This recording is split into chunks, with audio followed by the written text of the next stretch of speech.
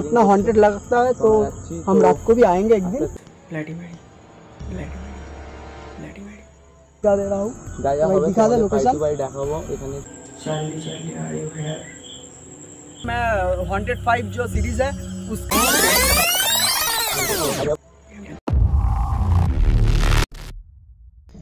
ওখানে আওয়াজটা কোথা থেকে আসছে। তো রাহুল যখন আমার কাছে আসলো ওর জামা পুরো রক্তে ভিজে ছিল।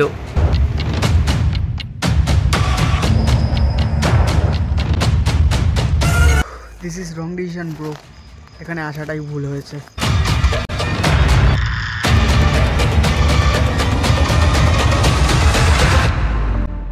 কিন্তু আখিরে গিয়ে সেই অরিজিনাল জিনিসটাই ওর সাথে হলো, যেটা সে ও মিথ্যে বলে ইমাজিন করেছিল সেটাই ওর সাথে গিয়ে হলো।